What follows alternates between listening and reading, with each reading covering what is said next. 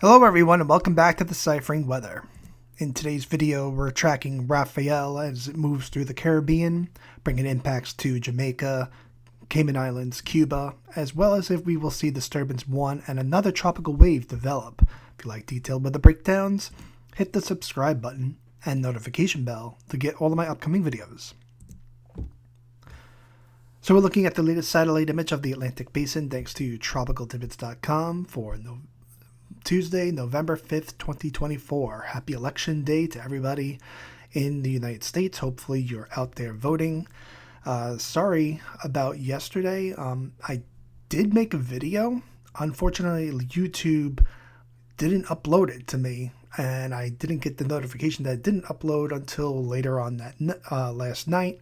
So when I was trying to go back and to see how the video was doing, it wasn't there.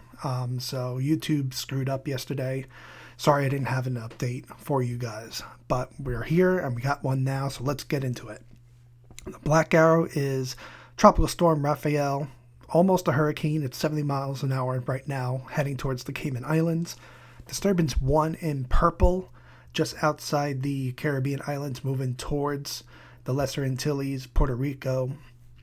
And then we have a tropical wave in pink that's been stationary for the past couple of days, but is going to slowly move westward into the Caribbean and potentially also develop right where where Raphael developed as well in about a week's time. So we'll keep an eye on that.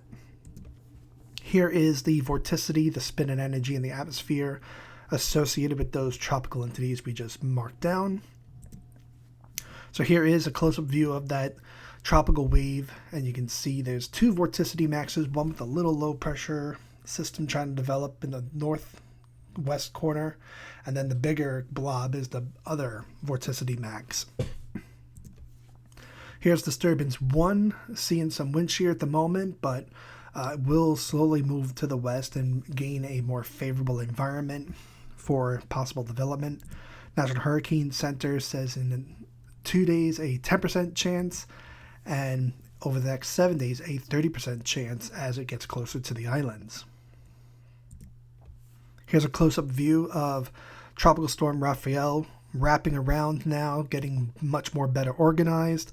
Almost a hurricane, like I said. We got winds of 70 miles an hour moving northwest at 15, so expect hurricane conditions as it moves through the Cayman Islands throughout the night tonight, and then moving to the northwest towards Cuba tomorrow. Now we see this jog to the left with a very wide cone of uncertainty encompassing much of the central Gulf Coast. That's because the spaghetti track guidance model is showing that we're going to move generally northwest for the next 48 hours or so. And then from there, it's going to jog leftward because we're going to see high pressure in the mid-levels of the atmosphere block its path from going directly northwest, so it's going to travel west before moving back north because we're going to have an upper-level trough coming in from Texas to pull this one away from everyone once it gets into the Gulf Coast. In terms of intensity, right now, Category 1 is for certain. Category 2 is a possibility. I've even seen Category 3 lingering around in a couple of models as well, but likely it's just going to be a high-end Category 1, maybe Category 2 at best. Rainfall, as you can see, is going to be quite significant for Jamaica, the Cayman Islands, on its way towards Cuba. And with the storm passing Cuba, we'll also see some storm surge for places like the Florida Keys by the time we get to 24 to 48 hours from now. So key messages from the National Hurricane Center regarding Raphael. On the left in English, on the right is in Spanish. You can pause this to take a chance to read it. So let's see what's going to go on with Raphael, but also our other two disturbances. Black will be Raphael, purple is disturbance 1, and pink is our tropical wave. Upper level environment will continue to allow for Raphael to continue to strengthen with the upper level ridge, low wind shear environment, and a ton of moisture to work with. Will protect it from the dry air that's just to its west for now. 24 hours from now, we'll see it's going to be making landfall with the western tip of Cuba. And then 48 hours from now, it will be just to the west of the Florida Keys, entering the eastern Gulf of Mexico. Then we also see disturbance 1 just to the north of Puerto Rico and the Virgin Islands, trying to develop into our next tropical system. As you can see, the vorticity tightening. And our pink tropical wave is finally starting to move westward towards the Caribbean islands. So Trinidad and Tobago, Barbados, you have to be on the lookout for some squally weather as we get through the later half of this week. Now, the upper level environment will still be conducive for development for these three systems, but Raphael will start to see some weakening as it continues to move to the north and eventually west, as well as you see that strong subtropical jet just to its north and west. That's going to create a lot of wind shear, which is going to slowly start to erode away and infiltrate that dry air into the storm. So 48 hours from now will probably be the peak of how strong this storm is going to get, and only weaken from there. So here we are 3 days from now on Friday, November 8th, and you can start to see Raphael slow down and then starts to make that turn to the left on the models here. And again, that's because of this upper level ridge that's blocking its path from moving directly north, and it's starting to feel the effects of that trough, that blue area on the left side of your screen. That bowling ball trough, that's the weakness in the high pressure. It's going to follow path of least resistance and go in that direction. And then as that trough moves to the north and east across the Great Plains, that will weaken the ridge and allow the storm to eventually move northward, following that path of least resistance. We see disturbance 1 moving through the Bahamas at this point, just north of eastern Cuba. And we're still tracking that tropical wave as it moves through the ABC Islands on Saturday.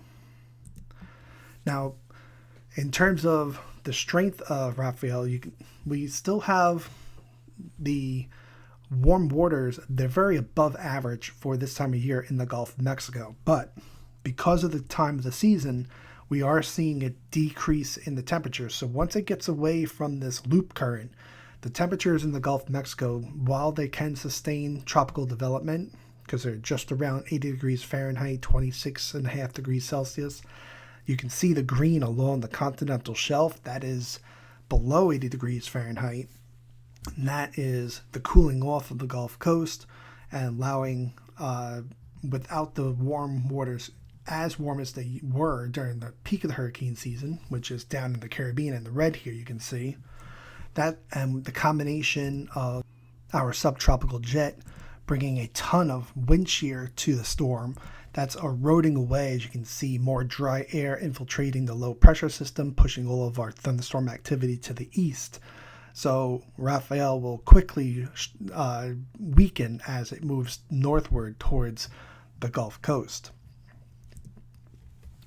So by the time we get to day 5 on Sunday, November 10th, it is going to be making landfall potentially on this model run somewhere near New Orleans or the Mississippi Gulf Coast. Other models do take it a little bit further west, which I'll show you on the European. So that this isn't guaranteed. And we see disturbance 2 moving closer between the Florida Straits at this point. But we also see now our tropical wave in pink, as it passes the ABC Islands north of Venezuela, starts to gather some vorticity.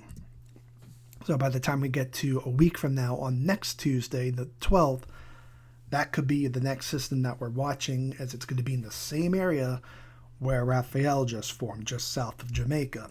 And at 2, if this model is correct, we'll have an upper level ridge overhead, which decreases the wind shear and a lot of moisture to work with. So we'll keep an eye on it. And the waters there are, as you saw before, very warm. So we could see a potential significant storm if this is correct. Here's the European model. As you can see, it goes a little bit further to the west on Cuba, and because of that, it takes more of a westward turn towards the middle of the Gulf of Mexico before it eventually peters out because of the wind shear, which you can see here better on the satellite image, where it just whoop, goodbye, it disappears. So here is the ensemble model showing where all of our storms can go over the next 7 days. You can see the GFS is bullish of our pink tropical wave, whereas the European model not quite as much. So again, we'll keep an eye on it, see if that's just GFS bias or if the European is just a little bit slow to come onto it, just like it was with Raphael. So we'll continue to monitor Raphael and the impact it's going to bring to the Caribbean islands, Jamaica, Cayman Islands, Cuba, and then where on the Gulf Coast it could potentially make landfall, but as a substantially less storm as it makes its way north into the high wind shear environment. And then we'll see if Disturbance 1 has a chance of becoming our next named storm, which would be Sara, and our tropical wave if it develops as well. Next name on the list again is Sara. If both Disturbance 1 and our tropical wave were to develop, Tony would be in play as well.